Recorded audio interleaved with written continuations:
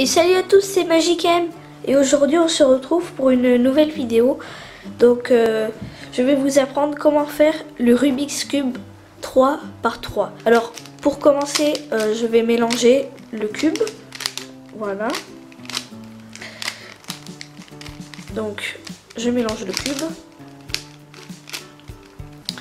Et voilà, j'ai mélangé le cube. Et en premier, donc moi je commence toujours par faire la face noire ou blanche selon les cubes. Donc à vous de décider. Donc quelle face vous voulez faire. Alors pour commencer, placez les arêtes au bon endroit.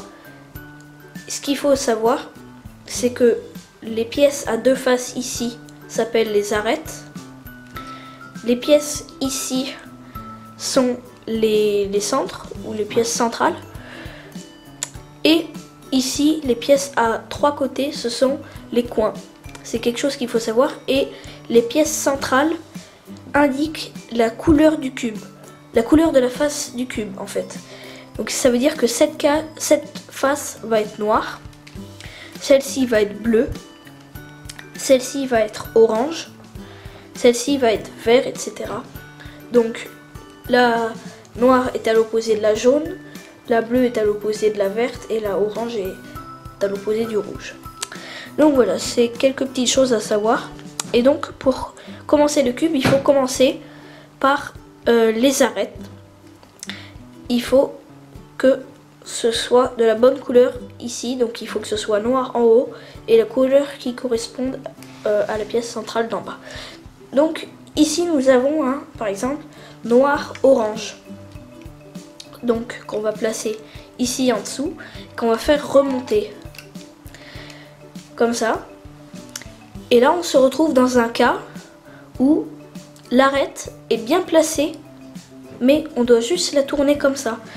Alors il y a un algorithme à connaître, ça va être, alors que je me trompe pas, A-, H, D- et H-. Donc ce que j'ai oublié de vous dire, c'est que quand on tourne les faces, de la façon où on regarde, celle-ci va être la face avant. Donc non, c'est celle-ci la face avant. Ici c'est la face du haut, donc H. Ici c'est la face de gauche, donc G. Ici c'est la face de droite, donc ça va être D. Et ici ça va être la face du bas, donc B. Et donc voilà, donc l'algorithme que je vous ai dit, c'est pour mettre une arête au bon endroit. Et quand il y a un moins, ça veut dire qu'il faut tourner la face dans le sens inverse des aiguilles d'une montre. Donc voilà. Ensuite ici nous avons le vert. Donc le vert, on va le tourner là, comme ça, et on va le déplacer. Par exemple ici, et on va le faire remonter, comme ça. Donc déjà on a trois arêtes de bonnes. La rouge, la verte et la orange. Et il n'en reste plus qu'une.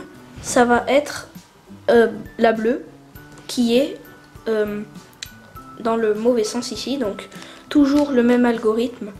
A-, H, D- et H-. Donc voilà. Et nous avons placé les arêtes.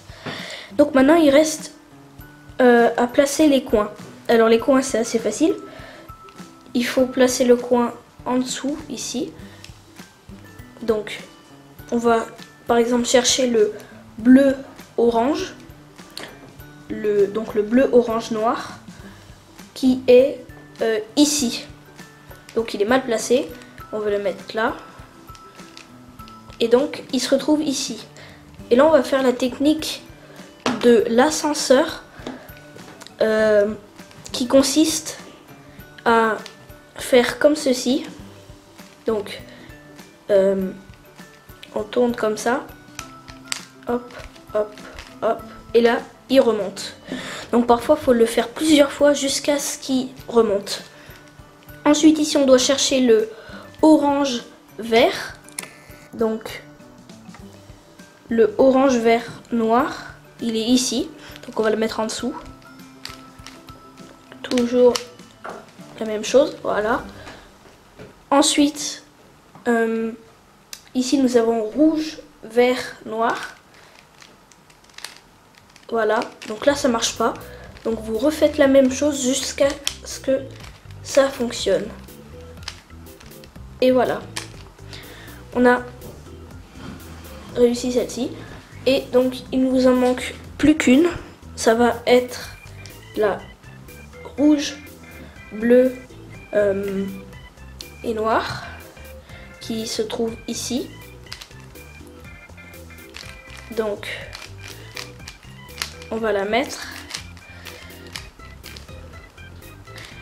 Hop, et voilà. Donc nous avons la face noire de fête avec la première couronne. Alors maintenant il faut faire la deuxième couronne ici.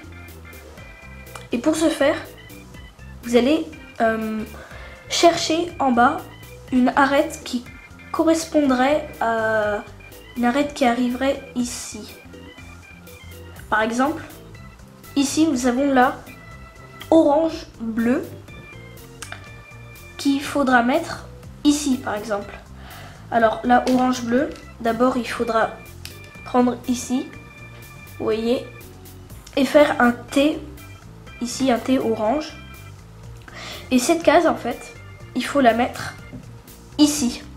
Vous comprenez? Cette arête là, orange bleu, il faudra la mettre ici. Alors pour ça, il y a un algorithme à connaître que j'ai fait sous forme d'histoire. Ça s'appelle le belge. Et donc c'est très simple. Donc la case, eh ben, il est belge, donc il veut aller à gauche. Mais comme il est belge, il va à droite. Donc ses amis viennent le chercher. Donc il vient avec ses amis. Il repart. Mais là, ils vont trop loin. Donc là, la police, elle arrive. Ils viennent avec la police et ils remontent. Donc voilà. Ou alors, vous pouvez... Donc là, elle est placée bien. Elle est bien placée ici. Ou alors, vous pouvez la faire sous forme d'algorithme, sous forme de lettres. Donc celle-ci, un T rouge et bleu ici. Donc celle-ci, il faudra la mettre là. Donc c'est le même algorithme, mais dans l'autre sens. Comme ça, ils repartent, ils vont trop loin. La police, elle arrive. Ils viennent et hop là. Donc, si vous avez du mal à retenir, eh ben, prenez des notes. Donc voilà. Ensuite, ici, nous avons un T rouge qu'il faudra mettre là. Donc, toujours le même algorithme.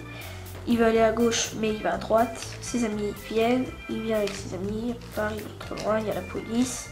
Il est avec la police et ils repartent. Et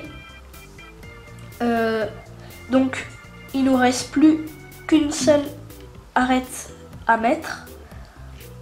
Donc ici, qu'il faut mettre là. Et donc toujours le même algorithme. Il va à droite au lieu d'aller à gauche. Ses amis ils arrivent. Il vient avec ses amis, il repart. Il va trop loin, la police elle arrive, ils repartent et ils reviennent. Voilà.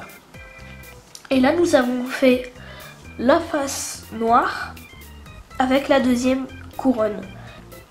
J'ai oublié de dire, quand on fait le belge, si on nous manque des arêtes ici à mettre et en fait il faut pas là ici on a un T orange. Mais comme on a un jaune en dessous, faut pas y toucher. Faut pas faire quelque chose avec. Ce qui nous intéresse, c'est les couleurs ici. C'est faire la deuxième couronne. Mais si jamais on n'a rien, comme dans mon cas, ici j'ai que du jaune, que du jaune, que du jaune, que du jaune. Et ben, il faut mettre une arête jaune ici. De cette façon, ça va débloquer une bonne arête. Donc ça va débloquer une bonne arête. Par exemple, si je mets cette arête là qui est pas bonne ici, celle-ci va être débloquée et je pourrais la remettre ici. Donc démonstration. Donc je fais la technique du belge pour mettre celle-ci ici. Donc voilà.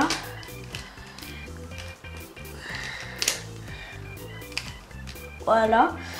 Et il y a la mauvaise arête qui est allée là, mais la bonne, elle est juste ici. Et donc celle-ci, eh ben, je peux la remettre ici. Celle-ci, je pourrais la remettre ici en faisant le belge. Voilà. Et donc ensuite, on était comme ça. On retourne le cube, excusez-moi, et on a 3 cas possibles. Ben non, 4. Donc,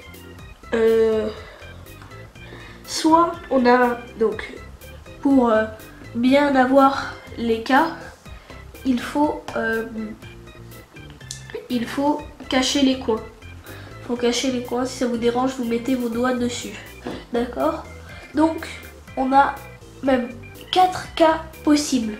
Premier cas, donc quand on cache les coins, on a un point. C'est-à-dire on a juste un point jaune ici, ou alors 2 ici, enfin voilà quoi. Deuxième cas, vous avez comme dans mon cas, une barre. Une barre comme celle-ci. Troisième cas, vous aurez un J comme ceci. Un J comme ça. Que vous placerez en haut à gauche pour faire l'algorithme. Et quatrième cas, vous avez déjà une croix et vous n'avez pas besoin de faire l'algorithme. Alors moi je suis dans le cas où on a une barre. Donc quand on a un point, on le place n'importe où le cube et on fait l'algorithme 3 fois quand on a le point. Quand on a la barre, on le fait 2 fois. Et quand on a le petit J, on le fait une fois. Donc la barre verticalement et le J en haut à gauche. Et l'algorithme est le suivant. D-,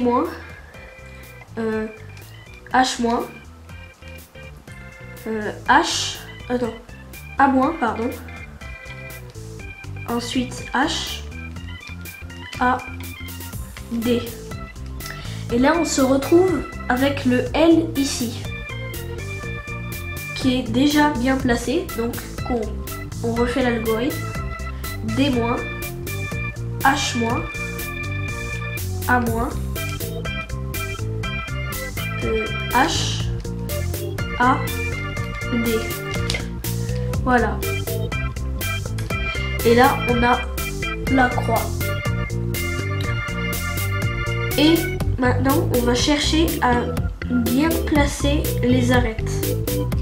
Donc, ici, pour faire l'algorithme, il faut en avoir au moins 2 de bonnes. Donc ici, j'en ai qu'une, donc ça marche pas. Il faut que je tourne ça. Ensuite, ici, on en a 2, donc c'est parfait. On en a 2 ici, l'une à côté de l'autre. Alors là, vous avez 2 cas possibles. Soit vous avez comme moi 2 arêtes, l'une à côté de l'autre, comme ça. Dans ce cas, vous allez faire l'algorithme avec une arête pas bonne devant vous, avec une bonne à droite. Deuxième cas possible, vous avez 2 bonnes arêtes, l'une à l'opposé de l'autre. Et dans ce cas, il faut prendre une arête bonne en face de vous et faire l'algorithme que je vais dire maintenant en sautant la dernière étape. Et donc, si vous faites donc en sautant la dernière étape, si vous avez une arête à l'opposé de l'autre, vous vous retrouverez dans le cas où vous avez 2 arêtes l'une à côté de l'autre comme ceci. Donc on va faire ici l'algorithme avec une parole devant vous et une à droite bonne.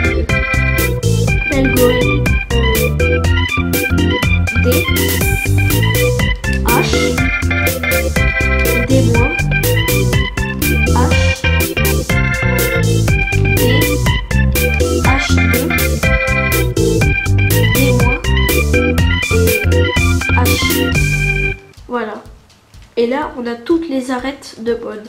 Et quand je dis en sautant la dernière étape, quand vous en avez deux à l'opposé, c'est vous faites pas la dernière, vous faites pas, vous tournez pas celle du haut de la dernière étape. Vous faites pas H à la fin. Et là, on a toutes les arêtes de bien placer. Et ce qu'il nous reste à faire, finalement, c'est de placer les coins. Alors là, c'est pas très compliqué. Il faut regarder si on en a qui sont bons. C'est-à-dire, il faut pas forcément qu'ils soient bien placés, mais qu'ils soient mis au bon endroit. Par exemple, ici, lui, il est pas bon. Lui, il est pas bon. Lui, en plus d'être bon, il est bien orienté. Donc, il faut juste qu'il soit bien placé. Mais là, il est bien orienté. Donc, c'est encore mieux. Et lui, il est pas bon. Alors, des cas possibles, soit vous en avez aucun de bon. Ça peut arriver. Vous faites l'algorithme n'importe où. Avec la face du jaune en haut, bien sûr. Et deuxième cas possible, vous avez une arête, un coin pardon, de bon. Et donc voilà. Ou alors sinon vous avez tous les coins de bon et vous sautez cette étape. Donc ici j'en ai un de bon. Donc on va le placer à droite de nous, ici. Et on va faire l'algorithme. G-, H, D, H-, G, H et D-. Et attends, j'ai oublié le H-, voilà. Donc on fait cet algorithme et on cherche ici à avoir toutes les coins de bon, tous les coins de bon, pardon. Donc celui-là il est toujours bon et celui-là il est bon. Alors quand on en a, une petite astuce, quand on en a deux de bons l'un à côté de l'autre, comme ici, obligatoirement les deux de derrière sont bons aussi. Donc il nous reste plus qu'à les orienter et pour ça c'est super simple. Il suffit juste de faire la technique de l'ascenseur. Alors on fait tout simplement ça. Alors vous allez me dire oui mais là tu mélanges le cube, mais faut pas se poser de questions. Donc vous faites l'ascenseur jusqu'à ce que la face du jaune soit en haut. Et surtout n'oubliez pas la dernière étape. Voilà, toujours ça. Et pour passer au cube suivant, vous n'allez pas tourner le cube comme ça. Vous allez tourner la face du haut comme ça. Et vous faites la technique de l'ascenseur.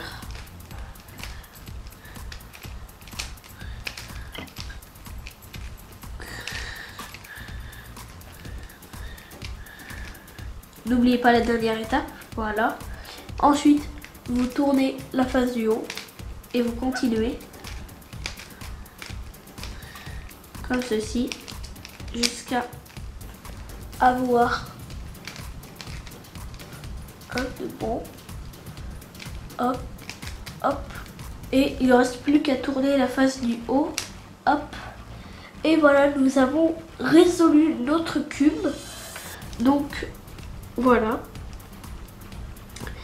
Et donc pour bien retenir, je vous conseille de bien prendre des notes. Et à chaque fois que vous avez le moindre doute, vous regardez ce que vous avez écrit sur votre papier. Et donc voilà, au moindre doute et au bout d'un moment, vous allez retenir sans rien regarder, à part le cube. Et donc voilà. Et avec cette technique, vous allez réussir à faire des scores avoisinant les 2 minutes, voire moins. Mon record personnel est de 1 minute 50. Donc voilà. Donc c'est une technique pour débutants. Et donc voilà, j'espère que ça vous aura plu, que vous avez tout bien compris. Si vous avez une question, n'hésitez pas à mettre votre question dans les commentaires. Et moi, je vous dis à bientôt pour de prochaines vidéos.